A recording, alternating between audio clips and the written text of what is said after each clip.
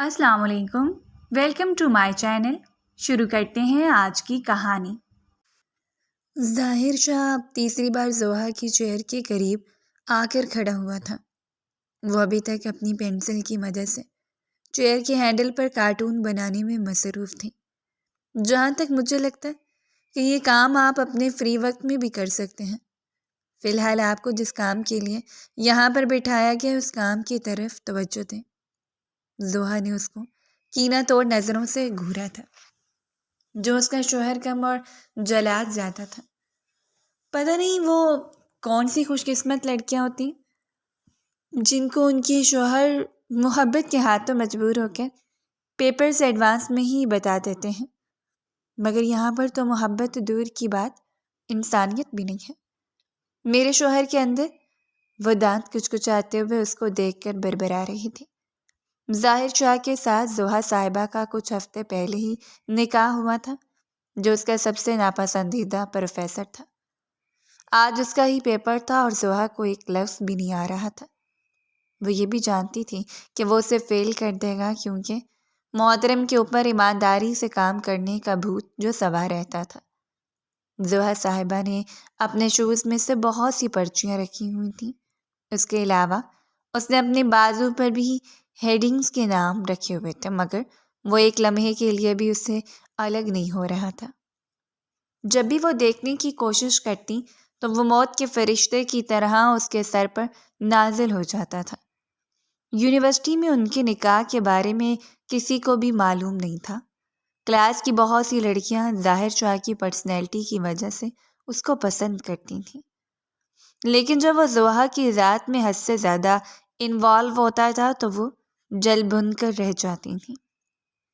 ابھی بھی ایک لڑکی نے ظاہر شاہ کی توجہ دوسرے لڑکے کی طرف مبذول کرواتے ہوئے کہا، سر، وہاں پر بھی چیٹنگ ہو رہی ہے۔ اگر آپ کو زوہا میڈم سے فرصت مل گئی ہو۔ یہ الفاظ اس نے آہستہ آواز میں کہے تھے، مگر ظاہر شاہ کے تیز کانوں نے بخوبی سنا تھا۔ وہ اس کو غصے والی گھوری سے نوازتا ہوا لڑکے کے چیئر کے قریب جا کر کھڑا ہوا۔ اسے کچھ بھی کہنے کا موقع دیے بغیر اس کی گود میں پڑا ہوا موبائل اٹھایا، جو کہ لڑکے کو لگ رہا تھا کہ وہ سب کی نظروں سے چھپا ہوا ہے۔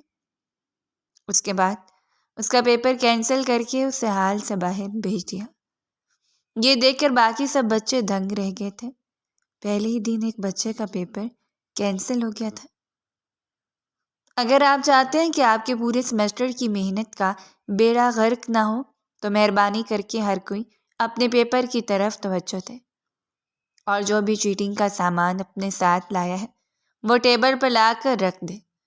میں وعدہ کرتا ہوں کہ میں اس کو کچھ بھی نہیں کہوں گا، لیکن اگر کوئی چیٹنگ کرتے ہوئے پکڑا گیا تو اس کا پیپر کینسل ہو جائے گا۔ اللہ کرے پین سے بولنے سے پہلے یہ بندہ ہی کینسل ہو جاتا۔ زوہا نے اس کو دیکھ کر پھر سے دانت پیستے ہوئے کہا تھا، زوہا صاحبہ، آپ وہاں سے اٹھ جائیں اور لاش پر جا کر بیٹھ جائیں۔ ظاہر کو لگا تھا وہ کسی سے پوچھ رہی ہے۔ لاش پر بھی زوہا کی طرح ہی نالائق بچہ بیٹھا ہوا تھا کہ اچانک ہی زوہا کی نظر اپنے سامنے والی چیئر پر موجود حماد شاہ پر پڑی تھی، جس نے 3 ہفتے پہلے ہی اس کو پرپوز کیا تھا۔ اگر اس کا ظاہر شاہ سے نکاح نہ ہوا ہوتا تو وہ اس کو ہاں کر دیتی، مگر ہاں یہ بدقسمتی۔ حماد، پلیز مجھے کوشچن بتا دو۔ اس نے اپنی آواز کو آہستہ رکھنے کی ممکن کوشش کی تھی، لیکن گلا خراب ہونے کی وجہ سے اس کی آواز پھٹا ہوا ڈول بن کر پوری کلاس میں سنائی دی تھی۔ ظاہر شاہ کے لیے اپنی مسکراہٹ دبانا مشکل ہو گیا تھا۔ کیا کر رہی ہو تم؟ پاگل تو نہیں ہو گئی؟ سر سن لیں گے۔ تم پلیز اپنا پیپر میرے سامنے کرو۔ میں تمہیں کیوں دکھاؤں؟ تم نے تو میرے پرپوزل کو ریجیکٹ کر دیا تھا۔ اب میری طرف سے تم فیل ہو جاؤ یا پھر پاس، مجھے فرق نہیں پڑتا ہے۔ مجھے اس وقت تک تم سے مطلب تھا جب تک مجھے تم سے محبت تھی، اب تو میرے دل سے نکل چکی ہوں۔ ہائے میرے اللہ، پیپر دکھانے کے لیے ہی تو کہا تھا میں نے۔ کون سا تم سے تمہاری جائیداد کے پیپرز مانگ لیے تھے، جو اتنی بڑی تقریر کر ڈالی ہے تم نے، اور مجھے بالکل بھی غم نہیں ہے تمہیں انکار کرنے پر۔ تم جیسے گونچو سے شادی کرنے سے بہتر ہے میں ساری زندگی کے لیے कंवारी मर जाऊं। पेपर देने के बजाय वो उससे लड़ना शुरू हो गई थी। ज़ोहा साहिबा, आप उठकर यहाँ पर आ जाएं, और अब दोबारा से आप बोली तो मैं आपको हाल से बाहर शिफ्ट कर दूंगा। उसे एक लफ्ज़ भी नहीं आ रहा था, ना ही वो किसी से पूछ पा रही थी। ऊपर से सुपरवाइज़र उसकी प्रमोशंस पर प्रमोशंस किए जा रहे थे। ऐ अल्लाह, इतनी जल्दी मेरी प्रमोशन अगर गवर्नमेंट जॉब में हो जाती है, मेरे तो वाले न्यारे हो जाएंगे। वो वहीं पर बैठे बैठे ख्वाब देखने लगी थी। पर ख़त्म होने में अभी 1 घंटा रहता था। उनके फाइनल एग्ज़ाम्स हो रहे थे, उसके बाद सेमेस्टर ब्रेक थी। वो जानते थे कि सेमेस्टर ब्रेक में उसका मोई मोई होने वाला है। बाकी सबको तो वो रिश्वत दे सकती थी, मगर ज़ाहिर शाह को कैसे रिश्वत देती? वो तो रिश्वत का नाम सुनकर ही आग बगोला हो जाता था। एक बार उसने कोशिश की थी बातों ही बातों में ज़ाहिर शाह को राज़ी करने की, लेकिन बुरी तरह से फंसे थे। अभी वो कुर्सी के साथ टेक लगाकर इत्मीनान से बाजू बांधकर उस कमरे में लगे हुए चार्ट्स को घूर घूर कर देखने लगी थी, जिन पर सिर्फ और सिर्फ अल्लामा इकबाल की शायरी लिखी हुई थी, जबकि उसका पेपर पॉलिटिकल साइंस का था। अचानक ही उसकी नज़र एक क्वेश्चन पर पड़ी जिसमें अल्लामा इकबाल की किसी थ्योरी का रेफरेंस मांगा गया था। हाय अल्लाह, ये तो मैंने देखा ही नहीं। ये तो हमारे अपने अल्लामा इकबाल के बारे में पूछा गया है। शिट यार, मैंने इतना ज़्यादा टाइम ज़ाया कर दिया। उसने पूरा क्वेश्चन नहीं पढ़ा था। वहाँ पर थ्योरी पूछी गई थी और वह ज़ोरों शोर से अल्लामा इकबाल की शान के बारे में किस्से सुनाने लगी थी। किसके साथ अल्लामा इकबाल की शादी हुई थी, उनके कितने बच्चे हुए थे, अलिफ से लेकर ये तक उसे सारी डिटेल लिखनी थी। और ये उसकी नालायकी की इंतहा थी। ज़ाहिर शाह ने जब उसे ज़ोरों शोर से लिखते हुए देखा तो उसे शिद्दत से कुछ गलत होने का एहसास हुआ था। वो उसके पास आकर खड़ा हो गया था, क्योंकि ये बात उसके जहन में खटकने लगी थी। मैं कैसे भूल सकता हूँ कि मेरी बेगम तो हद से ज़्यादा बेवकूफ़ है। बेवकूफ़ी के अलावा उनसे किसी और चीज़ की तवक्को नहीं रखी जा सकती। लिखी हुई तहरीर को देखकर उसने दिल ही दिल में सोचा, आपके पास सिर्फ आधा घंटा रह गया। अगर आप यहाँ से चले जाएं, सर तो हमारा ये आधा घंटा बहुत मुनाफे बख्श साबित होगा। उसकी ज़बान में फिर से खुजली हुई थी। मैं तो यहाँ से नहीं जाऊँगा, लेकिन मुझे लग रहा है कि आपको यहाँ से बाहर भेजना ही पड़ेगा। अब उसे कमरे से उठाकर बाहर हाल में भेज चुका था। उसकी अकेली कुर्सी वहाँ पर पड़ी हुई थी। उसको तो लग रहा था कि उसे जन्नत की नवीद मिल गई हो। उसने जल्दी से अपने शूज़ में से पर्चियाँ निकाली थी। उसकी किस्मत अच्छी थी। जितने भी सवाल उसने पर्चियों में लिखे थे वो सारे पेपर्स में आए हुए थे। किस्मत ने तो उसका साथ दिया था, मगर टाइम ने उसका साथ नहीं दिया। जज्बात में आकर वो ये भूल चुकी थी कि ज़ाहिर शाह किसी भी वक्त बाहर आ सकता है, इसलिए उसे बहुत ही चौकन्ना रहना पड़ेगा।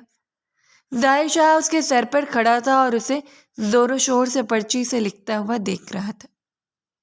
गैलरी में से गुजरते हुए स्टूडेंट्स भी उनको देखकर मुस्कुरा रहे थे। कुछ स्टूडेंट्स उसका मजाक बना रहे थे, यार इस लड़की को देखो, जब इसकी नज़र ऊपर उठेगी तो बेचारी की तो वॉट ही लग जाएगी। एक अनजानी सी मर्दाना आवाज़ें सुनकर उसने बेसाख्ता निगाहें उठाई थी। उसकी आंखें वहीं पर ही खड़ी हो गई थी। मुंह खुला का खुला रह गया था। मुंह बंद कर लो वरना मक्खी चली जाएगी। ज़ाहिर शाह ने उसको मशवरा दिया और उसके हाथों से पर्ची ले ली। बाकी पर्चियाँ भी निकालो। वो अब उसको बाकी पर्चियाँ निकालने की हदायत कर रहा था। मोहतरमा ने जज्बात में आकर अपने बाजू भी ऊपर कर ली थी और अब उनके बाजू पर लिखी हुई तहरीर भी साफ नजर आ रही थी। वहाँ पर हेडिंग्स के नाम लिखे हुए थे। हेडिंग्स के अंदर तो उसने खुद ही लिखना था, बस उसे थोड़ा सा रेफरेंस चाहिए होता था। उसके बाद वो अपनी बोंगियाँ मारती थी। उसने अपना शूज़ उतारा और जितनी भी पर्चियाँ थी वो सारी ज़ाहिर शाह के हाथों में रख दी। इसके अलावा और क्या है, ये पेपर ही है जो आप लेने वाले हैं, उसने पीछे से अंदाज में मुस्कुराते हुए कहा था। वैसे हम लोग यहाँ पर बैठकर एक डील कर सकते हैं। अगर आप मेरे باقی کے الفاظ اس کے منہ میں ہی رہ گئے تھے، کیونکہ وہ اس کی باتوں کی طرف توجہ دیے بغیر ہی اس کا پیپر اٹھا کر کمرے کے اندر بڑھ گیا تھا۔ وہاں پر جا کر اس نے سب اسٹوڈنٹس کے سامنے محترمہ کی شان میں زمین آسمان کے کلابے ملائے تھے۔ اس کو منہ چبانے کے لیے جگہ نہیں مل رہی تھی۔ وہ تیزی سے کمرے میں بھاگی ہوئی گئی، اپنا بیگ اٹھایا اور وہاں سے رفو چکر ہو گئی۔ یا میرے اللہ، کاش یہ انسان میرا شوہر نہ ہوتا۔ اگر اس کو شوہر ہی بنانا تھا تو اس کو پروفیسر نہ بناتے۔ مجھے تو لگتا ہے کہ مجھ سے صرف بدلے لینے کے لیے ہی میری زندگی میں آیا ہے۔ دادا اور دادی کو مجھ پر یہ ستم نہیں کرنا چاہیے تھا۔ نہ جانے وہ مجھ سے کن جرموں کا حساب لے رہے ہیں۔ پاؤں پٹکتی ہوئی وہ کمرے سے باہر نکلی تھی۔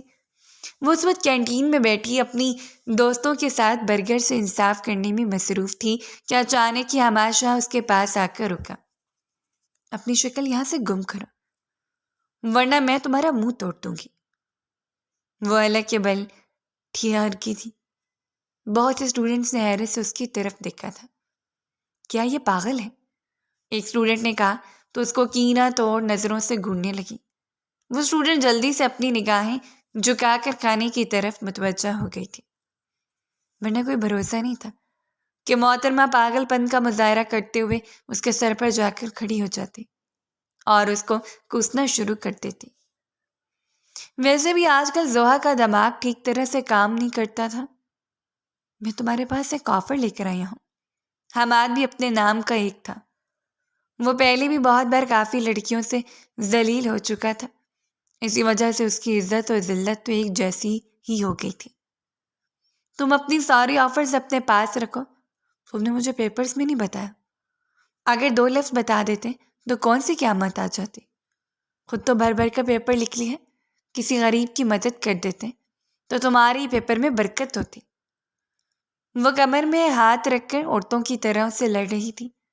ظاہر شاہ بھی کینٹین میں داخل ہوا تھا، اسے حماد سے باتیں کرتا ہوا دیکھ کر۔ نہ جانے کیوں ظاہر شاہ کے دل کو برا لگا تھا، حالانکہ وہ دونوں کلاس فیلو تھے۔ حماد اس کے قریبی کرسی گھسیٹ کر بیٹھ گیا تو ظاہر نے غصے سے اپنی مٹھی بھینچ لی تھی۔ ابھی تک کسی کو پتہ نہیں تھا کہ وہ اس کا شوہر ہے، لیکن اگر حماد کوئی بھی الٹی سیدھی حرکت کرتا تو یقیناً پوری دنیا کو علم ہو جاتا، اور یہ بھی وہاں پر موجود لڑکیوں کے لیے کسی صدمے سے کم نہیں تھا۔ ظاہر جان بوجھ کر ان کے پیچھے والی ٹیبل پر جا کر بیٹھا تھا تاکہ ان کی باتیں بخوبی سن سکیں۔ محترمہ نے اور ان کی دوستوں نے ظاہر کو کینٹین میں داخل ہوتے ہوئے نہیں دیکھا تھا، اس لیے وہ اپنی دن میں بولی چلی جا رہی تھی۔ حماد اپنے دانتوں کی نمائش کرتا ہوا اس کو اپنی آفر کے بارے میں بتانے لگا تھا۔ میری آفر یہ ہے کہ اگر تم میرا پرپوزل ایکسیپٹ کر لو تو میں تم سے وعدہ کرتا ہوں کہ میں تمہیں اگلے سارے پیپرز کی تیاری کرواؤں گا۔ اگر تیاری کرنی ہوتی تو میں تم سے کیوں پوچھتی؟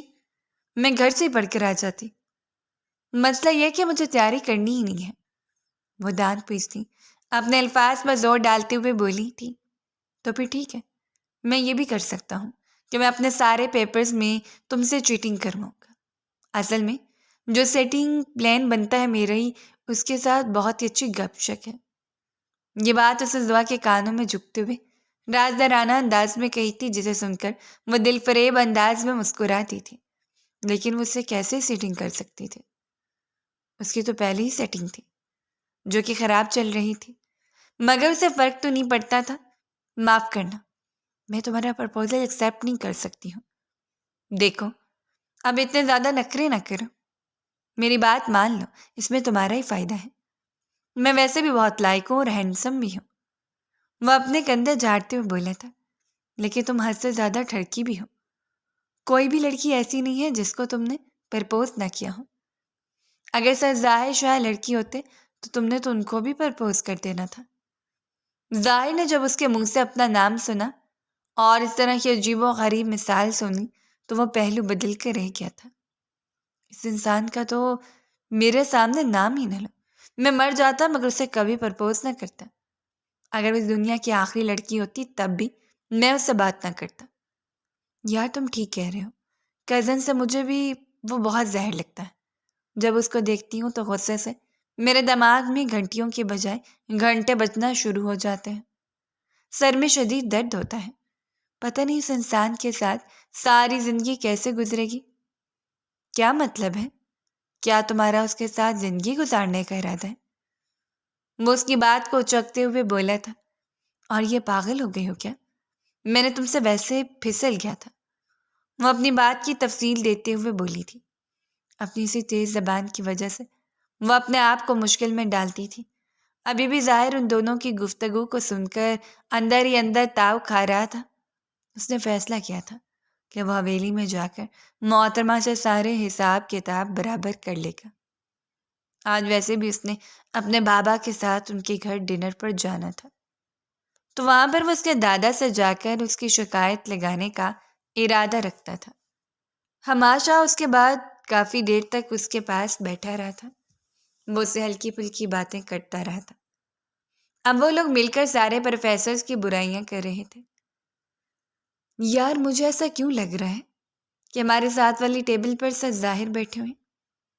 ادیبہ نے زوہا کے کانوں میں جھکتے ہوئے کہا تو اس نے بے ساختہ گردن گھمائی تھی۔ اچانک ہی وہ درد سے کڑا ہے۔ گردن حد سے زیادہ ہی گھوم گئی تھی اور اب اس کی گردن میں بل پڑ گیا تھا۔ میں مر گئی۔ ہماشا اس کو ہاتھ لگانے لگا تھا کہ اس کے ہاتھوں سے نکلتی ہوئی باہر کی طرف بھاگی تھی۔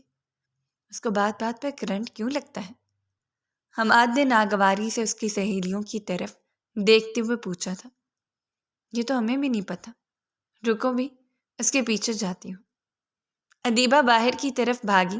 حماد نے جب پلٹ کر دیکھا تو اس کی حالت بھی محترمہ سے مختلف نہیں تھی۔ اس کے وجود کو بھی جھٹکا لگا تھا کیونکہ ظاہر شاہ اس کو کینہ توڑ نظروں سے گھور رہے تھے۔ پہلے تو اس کو اچھا انسان سمجھتے تھے۔ وجہ یہ تھی کہ وہ بہت زیادہ لائق تھا۔ اسے جو بھی کام دیا جاتا تھا وہ اس کام کو ایمانداری سے کرتا تھا، لیکن چغلیاں خانی کی عادت کی وجہ سے آج وہ ظاہر شاہ کا ناپسندیدہ انسان بن گیا تھا۔ ایک بڑی وجہ یہ بھی تھی کہ ان کی بیوی کے ساتھ فلرٹ کرنے کی کوشش کر رہا تھا۔ اس انسان کا تو بیچ میں ٹائٹ کرتا ہوں، دل میں ارادہ کرتے ہوئے اس کو گھورتے ہوئے یونیورسٹی کی بیرونی گیٹ سے باہر نکل گئے تھے۔ اس وقت وہ بھی اپنی گاڑی میں بیٹھ گئی تھی کیونکہ ڈرائیور اس کو لینے کے لیے آ گیا تھا۔ آج گھر جا کر دادا جان سے پکا اور 2 ٹوک انداز میں بات کروں گی، بس بہت ہو گیا۔ مزید یہ ستم میں اپنی ذات پر برداشت نہیں کر سکتی ہوں۔ وہ حویلی میں دادا جان سے شکایت لگانے کے لیے گئی تھی، لیکن جب اس نے اپنے کزنوں کو لان میں بیڈمنٹن کھیلتے ہوئے دیکھا تو اس نے اپنا ارادہ تبدیل کر لیا اور اپنا بیگ کرسی پر پھینکتے ہوئے ان کے ساتھ جا کے بیڈمنٹن کھیلنے لگی تھی۔ تمہارا کل کون سا پیپر ہے زوہا؟ اس کی اماں جان جاری ہے۔ اماں، کل کا پیپر تو حلوہ ہے، بس اسے ایک نظر دیکھنا ہے، اس کی مجھے پوری تیاری ہے۔ حالانکہ اس کو پیپر کا نام بھی نہیں آتا تھا، اور یہی بات جب جویریہ نے اس سے پوچھی تو اس کو گھور کر رہ گئی تھی۔ جس سبجیکٹ کا اس نے نام لیا تھا وہ سبجیکٹ ان کے سیمیسٹر میں تھا۔ اس کو اس وقت پتہ ہوتا جب اس نے کلاس لی ہوتی۔ اس نے تو کلاسز بھی نہیں لی تھی۔ اپنے باپ تایا کے کمائے ہوئے پیسوں پر اسے حد سے زیادہ گھمنڈ تھا۔ اس کو لگ رہا تھا کہ پچھلی بار کی طرح اس بار بھی وہ پروفیسرز کو پیسے دے کر کامیاب ہو جائے گی۔ رزلٹ ویسے بھی آخر میں کلرک انکل کے پاس جاتا تھا، اور کلرک انکل تو ویسے بھی اس کے قابو میں تھے۔ مجھ سے بات کر کے اپنا رزلٹ پورا کا پورا چینج کروا سکتی تھی۔ اطمینان سے جی بھر کو اس نے بیڈمنٹن کھیلا تھا۔ جب وہ تھک گئی تو گر کر زمین پر ہی بیٹھ گئی تھی اور پھر چھوٹے بچوں کی طرح زمین پر لیٹ گئی تھی۔ وہ نہیں جانتی تھی کہ کب اس کے سسرال والے اس کے گھر میں داخل ہوئے اور کب ظاہر شاہ بالکنی میں جا کر کھڑا ہوا، اس کی حرکتوں کو ملاحظہ فرما رہا ہے۔ ظاہر نے جب اسے چھوٹے بچوں کی طرح زمین پر لیٹا ہوا دیکھا تو اس کے ماتھے پر بل پڑ گیا۔ آس پاس اس کی میل کزنس بھی موجود تھے جو اس کی طرف عجیب و غریب نظروں سے دیکھ رہے تھے، مگر زوہا کو پرواہ ہی کہاں تھے۔ اس کے دماغ میں تو بھوسا بھرا ہوا تھا۔ جویریہ نے اس کو بازو سے پکڑ کر اٹھایا اور اس کو گھورتے ہوئے کہا، یہ کیا بدتمیزی ہے؟ اس طرح سے کون یوں ہی زمین پر سب کے سامنے لیٹ جاتا ہے؟ یار کیا ہو گیا ہے؟ سب میرے ہی بھائی ہیں، اونچی آواز میں چلاتے ہوئے بولی تھی۔ بھائی صرف وہی ہوتا ہے جو آپ کا سکا بھائی ہو، اس میں سے کوئی بھی تمہارا بھائی نہیں ہے۔ وہ دیکھو تمہارا شوہر کیسے تمہیں گھورے چلا جا رہا ہے۔ میرا شوہر یہاں پر کیسے آ گیا؟ زحا نے نگاہیں اٹھائی تھی۔ ہائے میرے اللہ، اس کے ساتھ تو آئی کانٹیکٹ بنے تو دل کی تاریں ہلنے کی بجائے شارٹ سرکٹ ہو جاتا ہے۔ وہ جس انداز میں بولی تھی جب ایریا کے لیے اپنی ہنسی دبانا مشکل ہو گیا تھا۔ اوئے ڈر تو نہیں گئی؟ یا پھر تھک گئی ہو؟ یا پھر تمہاری ٹائم فش ہو گئی ہے؟ اس کی کزن نے اس کو للکارتے ہوئے کہا۔ تو ڈرتی تو میں کسی کے باپ سے بھی نہیں ہوں۔ تو پھر آؤ میرے ساتھ گیم لگاؤ۔ اگر اس بار تم دیتے تو میں 10,000 بغیر چن چرا کیے تمہارے اکاؤنٹ میں ٹرانسفر کر دوں گا۔ سب جانتے تھے کہ زحا پیسوں پر مرتی ہے، پیسوں میں تو اس کی جان بستی تھی۔ یہ 10,000 بہت ہی چھوٹی رقم ہے، کوئی 20 یا 30,000 کی بات کرو پھر میں تمہارے ساتھ کھیلوں گی۔ وہ ہاتھ ہوا میں لہراتی ایک لمحے کے لیے تو بھول چکی تھی کہ اس کا شوہر نامدار بھی کھڑا اس کو دیکھے چلا جا رہا تھا۔ وہ اس کی ایک ایک حرکت کو نوٹ کر رہا تھا۔ ٹھیک ہے، میں تمہیں 30,000 بھیج دوں گا، لیکن اگر تم ہار جاتی ہو تو پھر میں تمہیں میری کئی یہ ساری باتیں ماننی ہوں گی۔ میں تمہاری کوئی بھی گھٹیا بات نہیں مانوں گی، اس نے دو ٹوک انداز میں کہا تھا، کیونکہ اس کا یہ کزن بہت زیادہ بدتمیز تھا۔ وہ تو شغل میں اس کے ساتھ شرط لگا رہی تھی، ورنہ اس کے ساتھ کسی بھی قسم کی بات بھی نہیں کر سکتی تھی۔ اس کا مطلب یہ ہے کہ تم ڈر گئی ہو؟ نہیں، میں تم سے نہیں ڈرتی۔ تو پھر کھیلو میرے ساتھ۔ ہاں لیکن یہ شرط نہیں ہوگی، یہ تو ہم بعد میں ہی دیکھیں گے۔ وہ میدان میں آ گئی تھی۔ زحا بہت اچھی بیڈمنٹن کھیلتی تھی، مگر ابھی وہ تھکی ہوئی تھی، اسی وجہ سے اس کے لیے کھیلنا مشکل ہو گیا تھا۔ اگر تم چاہو تو اپنے علاوہ کسی اور پلیئر کو بھیج سکتی ہو، میں بالکل بھی مائنڈ نہیں کروں گا۔ شرط یہ ہے کہ انہیں مجھ سے جیتنا ہوگا، میں اس کی جگہ کھیلوں گا۔ جانی پہچانی مردانہ آواز سن کر اس نے حیرت سے نگاہیں اٹھائی تھیں۔ ہائے میرے اللہ، میرے شوہر صاحب میری جگہ کھیلیں گے؟ انہوں نے میری ناک کٹوا دی تو؟ اگر انہوں نے مجھ سے دن کا بدلہ لیا تو؟ وہ مشکوک نظروں سے اپنے شوہر کو سر سے لے کر پاؤں تک گھور رہی تھی، جبکہ ظاہر شاہ نے اس کی طرف سوالیہ انداز میں دیکھا تو اس نے فوراً سے ریکٹ ان کے ہاتھوں میں دے دیے تھے۔ پلیز میری عزت رکھ لیجیے گا، دن کو جو کچھ بھی ہوا ہے اس کو ایک لمحے کے لیے بھول جائیں۔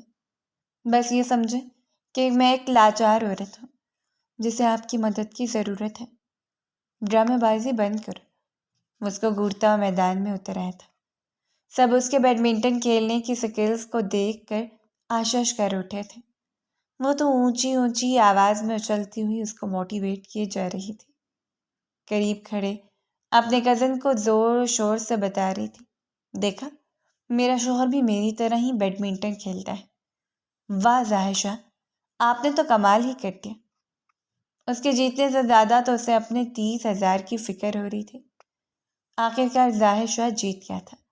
اس کا کزن اپنی جیب سے 30,000 نکال کر اس کے حوالے کرتے ہوئے بولا، تمہاری قسمت اچھی تھی، ورنہ آج مجھ سے کوئی بھی نہیں جیت سکتا تھا۔ یہ کہہ کر وہ وہاں سے چلا گیا تھا۔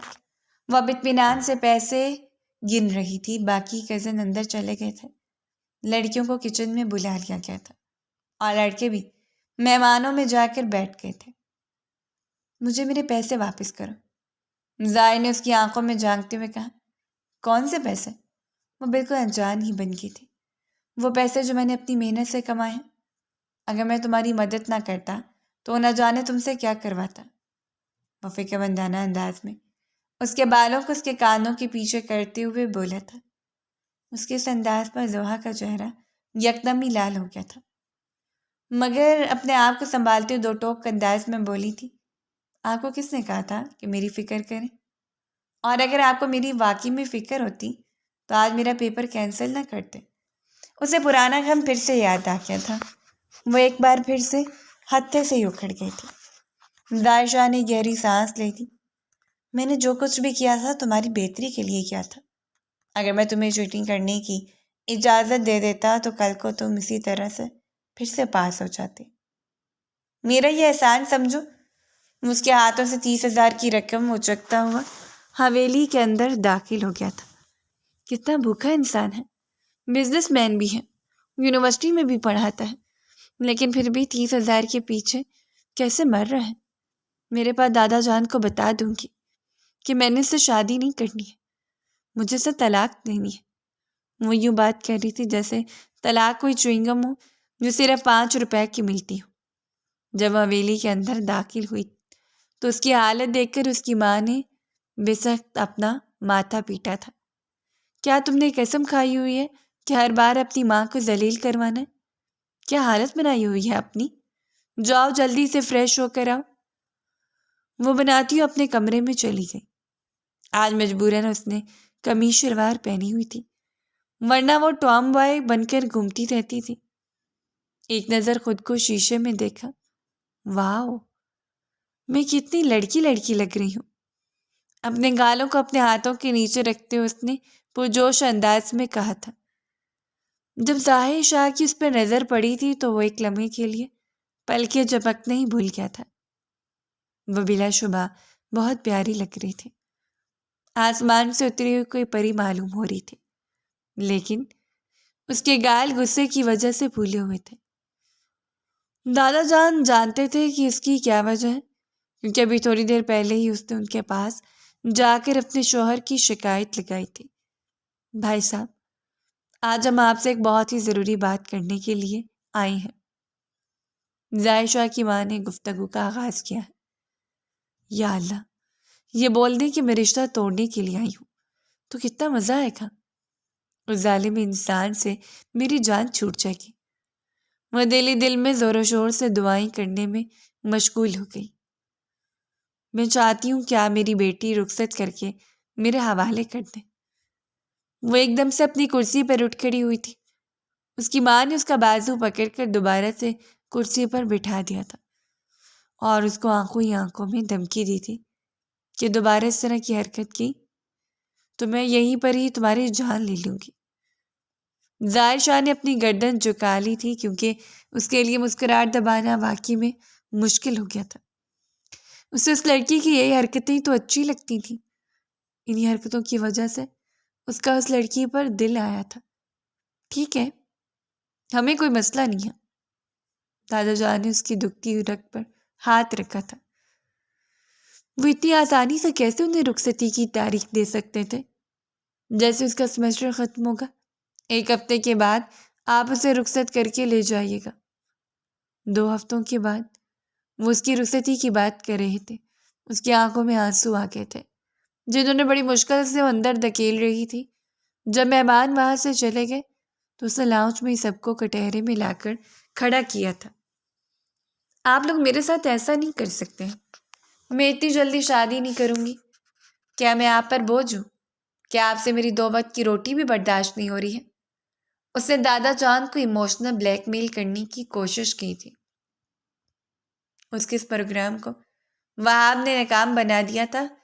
پہلی بات تو یہ ہے کہ تم 2 وقت کی 2 روٹیاں نہیں کھاتی ہو, بلکہ تم 5 وقت کی 10 روٹیاں کھاتی ہو. یہ الگ بات ہے کہ تمہیں لگتا نہیں ہے. تم تو چپ ہی ہو کر جاؤ. تمہاری نظر میں میری کھانی پری ہوتی ہے. میں اپنے باپ کا کھاتی ہوں, کسی اور کے باپ کا نہیں. اور تمہارا باپ میرے باپ کا کھاتا ہے. دادا جان نے اس کی بات کو درست کیا تھا تو وہ نگاہیں گھما کے رہ گئی تھی. یار, ہم یہی تو کہہ رہے ہیں کہ جا کر اپنے شوہر کا کھانا. تو میں ویسے بھی پیسے کھانے کا بہت شوق ہے, جویریہ نے شرارتی انداز میں کہا. اس کا دل کر رہا تھا کہ جویریہ کے بال کھینچ کر اس کو گنجا کر دے. میں ان کو زبان دے چکا ہوں, اپنی زبان واپس لے لیں. ہمارے خاندان میں ایسا نہیں ہوتا ہے, یہ ہماری روایات کے سخت خلاف ہے. دادا جان نے 2 ٹوک انداز میں کہا تو ان کو گھور کر رکھی تھی. آپ کی روایات کے خلاف یہ بھی تھا کہ لڑکیوں کی اجازت کے بغیر ان کی منگنیاں نہ کی جائیں, لیکن آپ نے تو مجھ سے پوچھنا بھی گوارا نہیں کیا کیونکہ تم بے وقوف اور نادان ہو. آپ کو ضرورت کیا تھی؟ میری بیوقوف اور نادانی کی عمر میں میری شادی کرنے کی؟ شرم کا جو 21 سال کی ہو چکی ہو تو یہ الگ بات ہے کہ تمہارا دماغ گھٹنوں میں موجود ہے اور اس میں ہمارا کوئی قصور نہیں ہے۔ تمہاری عمر کی لڑکیوں نے سسرال کے ساتھ ساتھ اپنے میکے کو بھی سنبھالا ہوا ہوتا ہے۔ آپ نے خود تو 28 سال کی عمر میں شادی کی تھی۔ اما جان، یہ سن کر فاریہ بیگم پہلو بدل کر رہ گئی تھی۔ ایک تو ان کی بیٹی کو ہر چیز کے بارے میں ہی معلوم تھا۔ ہاں تو ضروری نہیں ہے کہ میری والی غلطی تم بھی کرو۔ یہ غلطی نہیں ہے، بلکہ آپ نے پہلے کھل کر اپنی زندگی جی تھی، کھل کر عیاشی کی تھی۔ تو بالکل ٹھیک کہہ رہی ہو بیٹا، تمہاری ماں نے مجھے بھی بہت خوار کروایا تھا۔ اس کے بابا کو اپنا غم یاد آ گیا تھا۔ میری بات سنیں، آپ میری سائڈ پر ہیں یا اس کی سائڈ پر ہیں؟ بس بہت ہو گیا ہے، سب لوگ خاموش ہو جاؤ۔ دادا جان نے ہاتھ اٹھا کر ان سب لوگوں کو چپ کروا دیا تھا۔ اتنے میں فیصلہ کر چکا ہوں، انہیں زبان دے چکا ہوں۔ تمہاری رخصتی 2 ہفتوں کے بعد ہوگی۔ بس بہت ہو گیا ہے، چلو سب اپنے کمرے میں جاؤ۔ بہت وقت ہو گیا اور تم بھی جا کر سو جانا، کل تمہارا پیپر ہے۔ یہ تو میں آپ کو بتانا ہی بھول گئی، آپ کی وجہ سے اس شخص نے مجھے اپنے پیپر میں فیل کر دیا ہے۔ اگر آپ اسے اتنی ڈھیل نہ دیتے اور آپ اس کو سر پر نہ چڑھاتے تو اس کی اتنی ہمت نہیں تھی کہ وہ مجھے کرتا۔ دیکھو بیٹا، میں سب لوگوں کے سامنے آپ کی عزت افزائی نہیں کرنا چاہتا ہوں اور نہ ہی میں آپ کا پول کھولنا چاہتا تھا، مگر آپ نے مجھے مجبور کر دیا۔ آپ کو کس نے کہا تھا کہ پرچیاں بنا کر اپنے شوز میں ڈال کر پیپر دینے کے لیے جاؤ؟ دادا نے اپنے بازو لپیٹ کر اس کو کینہ توڑ نظروں سے دیکھتے ہوئے کہا، تو وہ پہلو بدل کر رہ گئی تھی۔ کیا آپ کو اس نے اس بارے میں بھی بتا دیا تھا؟ وہ روحانسی ہو گئی تھی۔ وہ مجھ سے کچھ بھی نہیں چھپاتا، اور اب جہاں تک تمہارا سوال ہے، تمہاری رگ رگ سے واقف، دوبارہ میرے معصوم بیٹے پر الزام مت لگانا۔ جاؤ، جا کر پیپرز کی تیاری کرو۔ میں نہیں تیاری کروں گی، میں اس بار بھی فیل ہوں گی۔ آپ کو اس بار بھی فیس بھرنی ہوگی، ٹھیک ہے؟ پھر کل کو تمہارا شوہر تمہیں خود ہی پڑھائے گا، ہمیں تو ویسے بھی تمہاری کبھی بھی پریشانی نہیں ہوئی تھی۔ وہ کندھے جھکاتے ہوئے اس کو جلاتے وہاں سے چلے گئے تھے۔ ایک بار پھر سے وہ غصے سے پہلو بدل کر رہ گئی تھی۔ کون سی وہ نحوست بھری گھڑی تھی جو میں نے اس انسان سے نکاح کرنے کے لیے قبول ہے کہا تھا؟ اگر تب میں مکر جاتی، اگر میں ہمت کا مظاہرہ کرتی، سب لوگوں کے سامنے کھڑی ہو کر انکار کر دیتی، اپنے حق کے لیے لڑ جاتی، محمد بن قاسم بن کر حق کا پرچم بلند کر دیتی، تو شاید آج یہ سب کچھ نہ ہوتا۔ اپنے آپ محمد بن قاسم سے نہ ملاؤ۔ جویریہ کو اس کی بات ہضم نہیں ہوئی تھی۔ تمہیں اور اس میں زمین آسمان کا فرق ہے۔ وہ ایک عظیم انسان ہے اور تم عظیم صاحب کی بیٹی ہو۔ یہ کہہ کے اپنے جملے پر وہ خود ہی کھلکھلا کر ہنسنے لگی تھی۔ واہ، ویری فنی۔ مجھے بالکل بھی ہنسی نہیں آئی۔ تو پھر فنی کیوں کہا؟ یہ کہیے گا۔ اور جویریہ پھر سے ہنسنے لگی۔ یہ جو تمہارے آج کل دانت نکل رہے ہیں نا، میں اس کی وجہ بھی جانتی ہوں۔ جا کر دادا جان کو بتاتی ہوں کہ تم نے اکیڈمی کے ٹیچر کے ساتھ چکر چلایا ہوا ہے۔ اگر تم پروفیسر سے شادی کر سکتی ہو تو کیا میں اپنی اکیڈمی کے ٹیچر کے ساتھ چکر نہیں چلا سکتی؟ جویریہ تو اس کے قابو میں ہی نہیں آ رہی تھی، نہ تو اس کی دھمکیوں سے ڈر رہی تھی اور نہ وہ اس کی گولیوں پر خاموش ہو رہی تھی۔ وہ بیٹا جی ٹھیک جا رہی ہے، جو حال میرا ہے دیکھنا وہی تمہارا حال ہوگا۔ کم سے کم میرا شکر تمہاری طرح مجھے پیپر میں فیل تو نہیں کرے گا۔ اس کی دکھتی رگ پر پاؤں رکھ کر تیزی سے واش روم میں گھس گئی تھی۔ اس نے کچھ اٹھا کر جویریہ کو مارا تو دروازے کے ساتھ لگ کر زمین پر گر گیا تھا۔ وہ اپنے پیر پر الٹی لیٹ گئی تھی۔ اگلے جتنے بھی پیپرز ہوئے تھے وہ سارے فلاپ ہوئے تھے۔ کسی پیپر میں بھی اسے پاس ہونے کی امید نہیں تھی۔ بعد میں جب اس نے اپنے پروفیسرز کو کال کی اور ان سے پیسوں کی بات کی تو ہر بار ہی اس کا پروفیسر ظاہر شاہ کو موبائل تھما دیتا تھا۔ وہ بارہیں شرمندہ ہو جاتی تھی۔ تقریباً سب پروفیسر نے اس کے ساتھ یہی سلوک کیا تھا۔ کیا اب اس نے پروفیسر کو بھی خرید لیا ہے؟ میں اس انسان کو جان سے ماروں گی۔ اگر ایک بار میری اس سے شادی ہو جاتی ہے تو میں اس کے بالوں میں لگانے والے تیل میں بال گرانے والا لوشن ملاؤں گی۔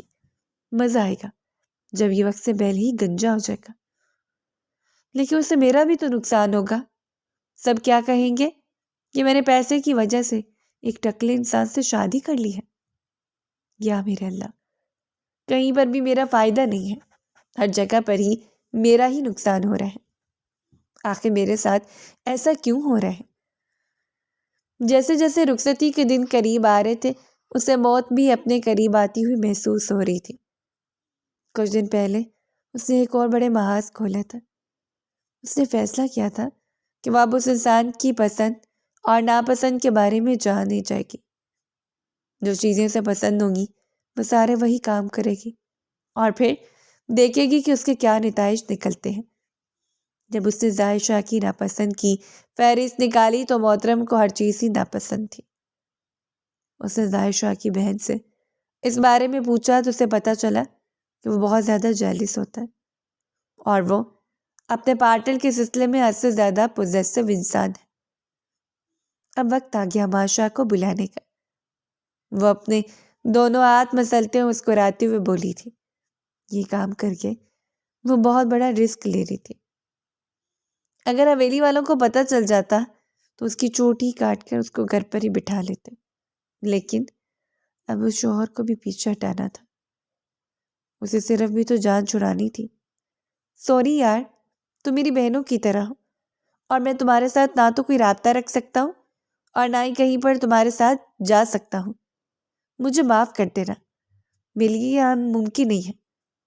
اور اس نے حماد کو کال کی تو دوسری طرف اسے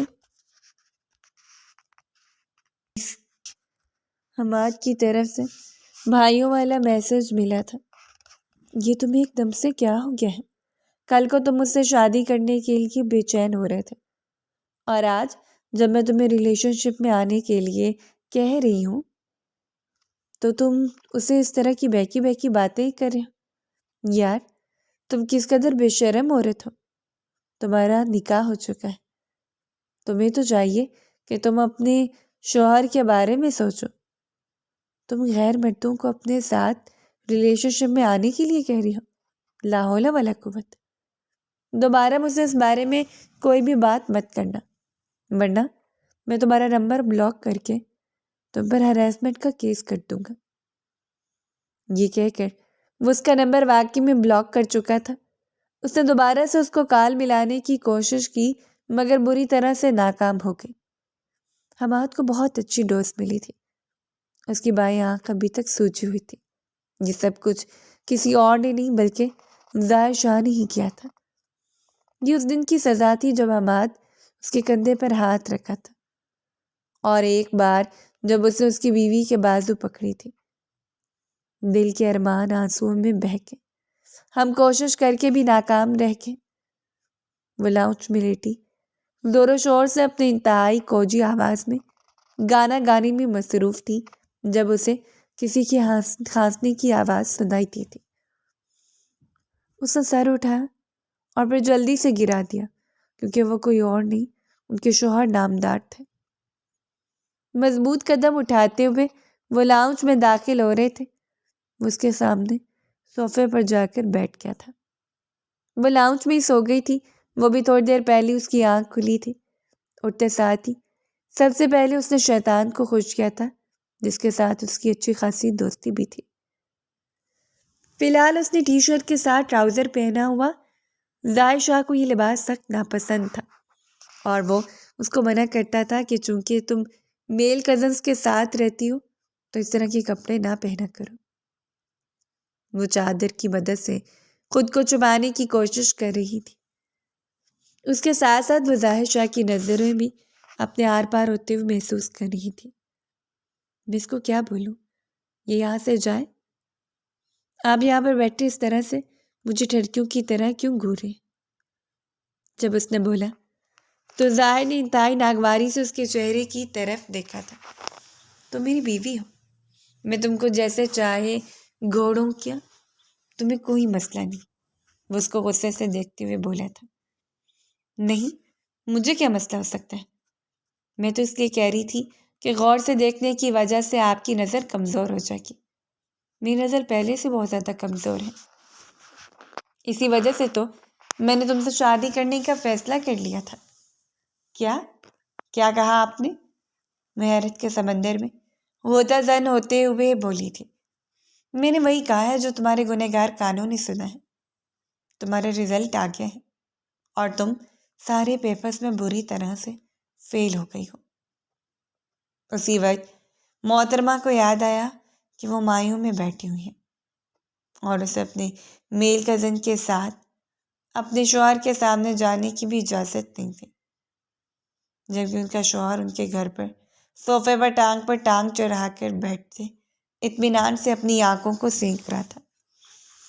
اگر اس کی ماں کو پتہ چل جاتا وہ تو اس کو جان سے ہی مار دیتی۔ اس کے وجود کو جھٹکا لگا۔ وہ چلتے ہوئے صوفے سے نیچے اتری تھی۔ چادر کو اس نے ساڑی کی صورت میں اپنے گرد لپیٹ لیا تھا تاکہ وہ اس کے بےہودہ لباس کو دیکھ نہ پائے، مگر وہ ٹراؤزر اس کے اپنے پاؤں میں جکڑا گیا جس کی وجہ سے وہ منہ کے بل زمین پر گر گئی تھی۔ اس کا سر زور سے زمین کے ساتھ جا کر ٹکرایا تھا۔ اس نے وہیں پر بیٹھ کر چھوٹے بچوں کی طرح پھوٹ پھوٹ کر رونا شروع کر دیا تھا۔ ظاہر شاہ چلتا ہوا اس کے پاس آیا اور اس کے ماتھے کو ہلکا سا سہلانے کی کوشش کرنے ہی لگا تھا کہ اس نے ظاہر شاہ کا ہاتھ چٹک دیا تھا۔ یہ سب کچھ آپ کی وجہ سے ہو رہا ہے۔ آپ نے مجھے بد دعا دی تھی۔ آپ سے میری خوشی ہضم نہیں ہو رہی تھی۔ جب بھی آپ مجھے خوش دیکھتے ہیں تب میرے ساتھ کچھ نہ کچھ ایسا ہو جاتا ہے۔ اگر تم اپنی زبان تھوڑی دیر کے لیے بند رکھو گی تو کیا میں کچھ کہہ سکتا ہوں؟ ظاہر نے اس کی طرف اجازت طلب نظروں سے دیکھتے ہوئے کہا تو وہ زور و شور سے نفی میں سر ہلانے لگی تھی۔ شور کی آواز سن کر فاریہ بیگم بھی وہاں پر آ گئی تھی۔ تم یہاں پر کیا کر رہی ہو؟ میں تمہیں ظاہر سے پردہ کرنے کے لیے کہا تھا۔ کیا مجھے یہ بات بھی تمہارے ہاتھوں پر لکھنی ہوگی تاکہ تمہیں یاد رہے؟ اماں جان، بھائی یہاں پر نہیں آئی تھی بلکہ یہ یہاں پہ آئے تھے۔ میں تو صوفے پر سو رہی تھی۔ کمرے میں کیا جگہ کم پڑ گئی تھی جو تم باہر آ کر سو گئی؟ جلدی سے یہاں سے جاؤ۔ اور یہ کس طرح کا لباس پہنے ہوئے ہیں تم نے؟ یا اللہ، میں اس لڑکی کا کیا کروں؟ اس کو ڈانٹتے وہاں سے بھیج چکی تھی۔ وہ اپنے چہرے پر ہاتھ پھیرتی ظاہر شاہ کو دھمکی دیتی ہوئی گئی تھی۔ سب سے پہلے راتوں میں اس کو گنجا کروں گی، اگلے دن میں اس کے دانت ہتھوڑے کی مدد سے توڑوں گی، اور تیسرے دن میں اس کو زہر دے کے مار دوں گی۔ وہ اس کو جان سے مارنے کی پلاننگ کر رہے تھے۔ بعد میں تمہارا موئے موئے ہو جائے گا۔ میری مانو تو سب سے پہلے جائیداد اپنے نام کروا۔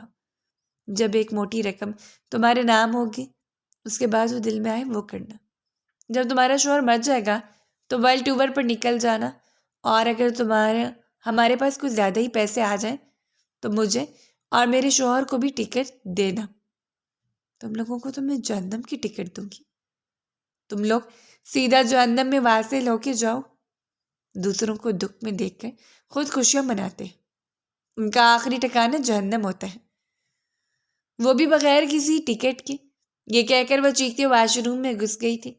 شاور کے نیچے وہ کافی دیر تک کھڑی رہی تھی، مگر اس کا غصہ کم ہونے کا نام ہی نہیں لے رہا تھا۔